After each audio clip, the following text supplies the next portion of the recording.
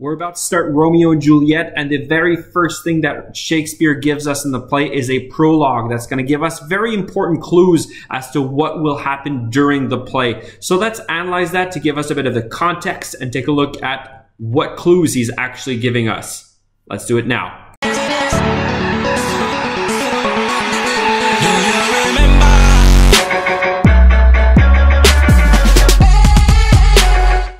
So like I said, the prologue itself gives us important clues into the play. So spoilers alert, Shakespeare starts with a lot of foreshadowing in terms of what will happen during the play and also at the end of the play.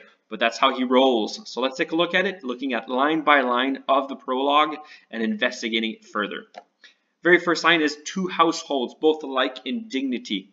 So we have the Montagues and the Capulets. They're both the two households, and they're both alike in dignity in the sense that they're two very important families, both elite and rich. In fair Verona, where we lay our scene. So yes, the play takes place in a city in Italy itself. Very romantic, Roman-like city, medieval-esque almost. So in fair Verona, so just to give us a bit of context to where are we in the world itself. From ancient grudge, break to new mutiny. So there's a big grudge between the two families, and it's going to break into a new mutiny. So mutiny, a problem rising from inside the family itself. A mutiny is when one person inside of the ship tries to overthrow the whole ship and take over from the captain. So a grudge, something happening between the two families, and it's going to rise, a problem rising from within those families to take over in that sense. Where civil blood makes civil hands unclean. We have some very civil people out there. Two families, very elite, yet from those elite civil families, we'll have some blood, a conflict rise, and blood will be shed. People will die, people will be wounded. From forth the fatal loins of these two foes, a pair of star-crossed lovers take their life. So from those two families came a pair of star-crossed lovers. They're taking their life. So yes, here at the end of the play, they will take their own life. They will commit suicide. So that's the biggest spoiler. But Shakespeare foretells it already and foreshadows it in the beginning.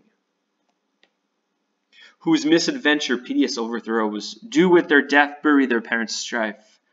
So through this whole misadventure, basically, with their death, they'll be maybe able to put away that whole battling between those two families, that whole conflict between the two families. Will this misadventure and the death of the children actually be able to take away from this conflict? That's what Shakespeare is asking us. The fearful passage of their death-marked love.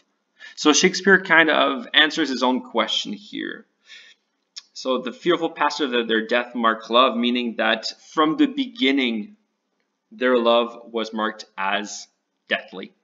They were bound to die in the end. And then here we keep going. And the continuance of their parents' rage, which but their children's end naught could remove. So he answers again his own question. Will this conflict take an end? No. It will be, the parents' rage will continue and naught could remove. So the fact that their children die will not remove that conflict. It will keep on going. Is now the 2 hours traffic of our stage, the which if you with patient ears attend. So this whole prologue is what will be happening. He's summarizing what will be happening within the 2-hour play. But if you listen attentively, the which if you with patient ears attend. What here shall miss, our toil shall strive to mend. Even though the conflict will not be cleared, we'll still want to see the details on how all of this happens. That's what he means. So that's the very first prologue in Romeo and Juliet. Those are the clues that will keep us going. Let's take a look at how many you can actually pick up throughout the play. I'll see you next time.